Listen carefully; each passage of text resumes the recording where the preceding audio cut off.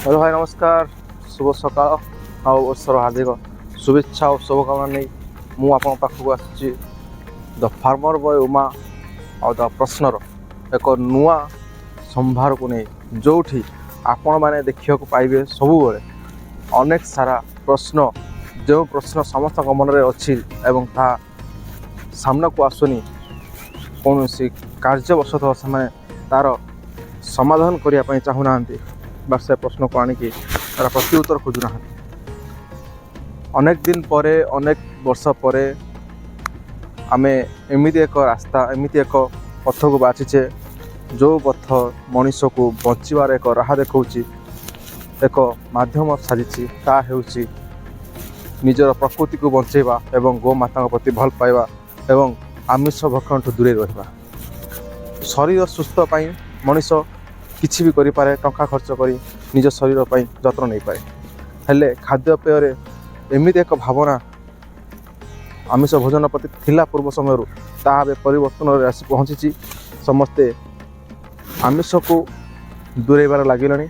ଆମିଷଠୁ ଦୂରେଇବା ସହ ଗୋମାତାଙ୍କ ପ୍ରତି ଭଲ ପାଇବା ଅନେକ ମାତ୍ରାରେ ବଢ଼ି ଚାଲିଛି। ଯେଉଁଭଳି ଭାବେ ମଣିଷ, ସେଇଭଳି ଭାବେ ଅନେକ ଜୀବଜନ୍ତୁ ମଧ୍ୟ ସଂସାରକୁ ଆସିଛନ୍ତି। ସେମାନଙ୍କର ସେବା, ସେମାନଙ୍କର ଭଲ ପାଇବା ନେଇ ଆମକୁ ଏଠୁ ପୁଣି ଲେଉଟିବାର ଅଛି। ସେମାନଙ୍କ ସହିତ କିଛି ସମୟ ବିତାଇବାର ଅଛି, ସେମାନଙ୍କ ସହିତ ଭଲ ପାଇବା ବାଣ୍ଟିବାର ଅଛି।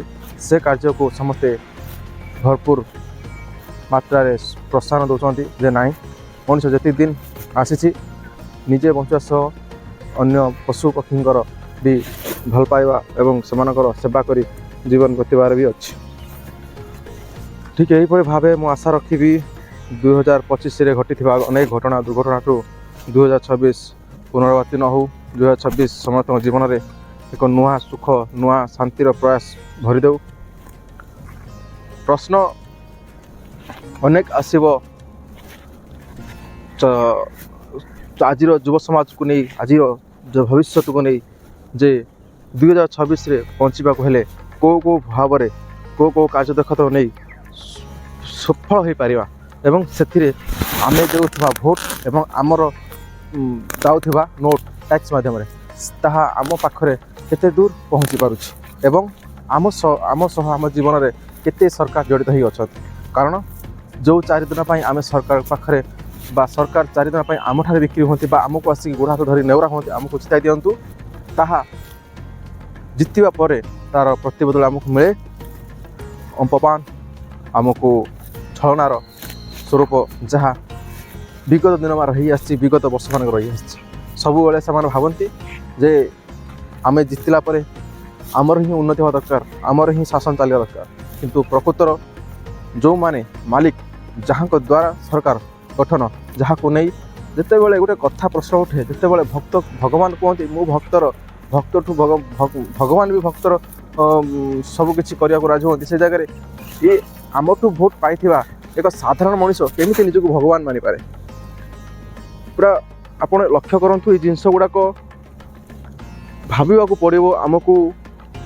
ଧର୍ମ ରାଷ୍ଟ୍ର ବା ଗୋଟେ ଏତେ ଧାର୍ମିକ ରାଷ୍ଟ୍ରରେ ଆମେ ନିଜକୁ ରାମ ରାଜ୍ୟ କହୁଥିବା ବେଳେ, ସେ ଜାଗାରେ ଯଦି ଗୋଟେ ମଣିଷ ନିଜକୁ ରାଜା ବୋଲି ଭାବେ, ଗୋଟେ ମଣିଷ ନିଜକୁ ଭଗବାନ ଭାବେ, ଆମେ ଯାହାକୁ ଯିଏ ଆମ ଗୋଡ଼ ଧରିକି ଭୋଟ ମାଗିଛି, ଯିଏ ଆମ ପ୍ରତିଶ୍ରୁତି ଦେଇକି ଆସନରେ ବସିଛି, ତାକୁ ଆମେ ଏଥର ନିଜର ସ୍ୱରରେ, ନିଜର ଉଚିତ ସ୍ୱରରେ, ତା ବଦଳରେ ତାହାର ଅର୍ଥ ନୁହଁ କି ଆମେ କାହାକୁ ବିନା ଦୋଷରେ ପ୍ରତିକାର କରିବା, ଅନ୍ୟକୁ କ୍ଷତି ଭଳି କଥା କହିବା।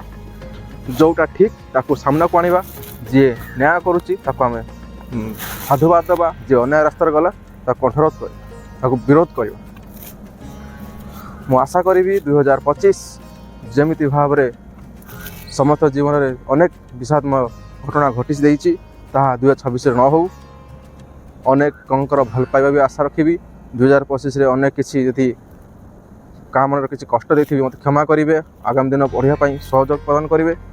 ଚେଷ୍ଟା କରିବି ଚାଷୀର ହକ୍ ପାଇଁ, ଛାତ୍ରର ଏକ ସୁରକ୍ଷା ଜୀବନ ପାଇଁ, ଭୋଟର ଯେଉଁମାନେ ଅନ୍ନଦାତା ବା ଭୋଟରମାନେ ଯେଉଁମାନେ ଭୋଟ ଦେଇ ସେମାନେ ନିଜର ଅଧିକାର ପାଇପାରୁନାହାନ୍ତି, ସେମାନଙ୍କ ପାଇଁ ଲଢ଼େଇ କରିବାର ସ୍ୱପ୍ନ ଯେଉଁ ଅଛି। ଏମିତି ଯେତେକ ଯାହା ସବୁ ସମସ୍ୟା, ମୌଳିକ ସମସ୍ୟାକୁ ନେଇ ଆପଣଙ୍କ ସାମ୍ନାକୁ ଆସିବି।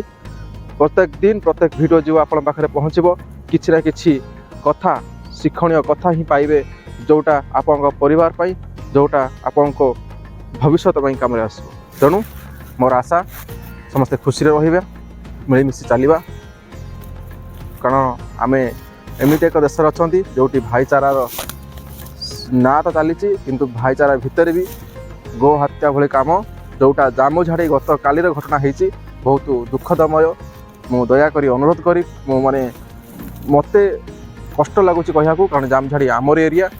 ଏସବୁ କଥା ଘଟଣା ନିଜର କିଛିଟା ଭ୍ୟାଲୁ ପାଇଁ, ନିଜର କିଛି ରୋଜଗାର ପାଇଁ ମଣିଷ ଗୋଟେ ଇମୋସନ୍ ସହ ଖେଳେ, ଗୋଟେ ମଣିଷ ଗୋଟେ ସଂସ୍କୃତି ସହ ଖେଳିଦିଏ।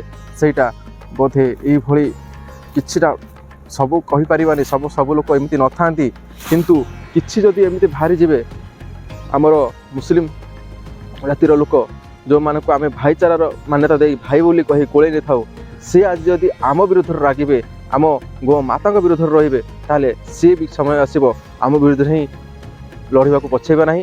ଏବଂ ଆମକୁ ଆମ ଯେଉଁଭଳି ଭାବରେ ହେଇଥିଲା ଅନ୍ୟ ଦେଶରେ ଆମ ହିନ୍ଦୁ ପ୍ରତି ଆକ୍ରମଣ, ଆମକୁ ହେବାକୁ ବେଶୀ ସମୟ ଲାଗିବ ନାହିଁ। ମୁଁ ଆଶା ରଖିବି ଅନେକ କଥା ଅଛି, ଅନେକ ବାର୍ତ୍ତା ଅଛି, ଗୋଟେ ପରେ ଗୋଟେ ଆପଣଙ୍କ ପାଖରେ କଥା ପହଞ୍ଚାଇବି। ଆଜି ପାଇଁ ଏଇ ସକାଳର ମୁହୂର୍ତ୍ତଟି ସମସ୍ତଙ୍କ ପାଇଁ ଗୋଟେ ନୂଆ ସୂର୍ଯ୍ୟ, ନୂଆ ଉଦୟ, ନୂଆ କିରଣରେ ଭରି ହେଇଯାଉ। ସମସ୍ତ ମନରେ ସତ୍ ଉର୍ଜା ଭରୁ, ଭଲ କରିବା, ଭଲ କହିବା, ଭଲ ଖାଇବାରେ ଜୀବନଟି ଏଇ ବର୍ଷ ଯାକ ସରୁ।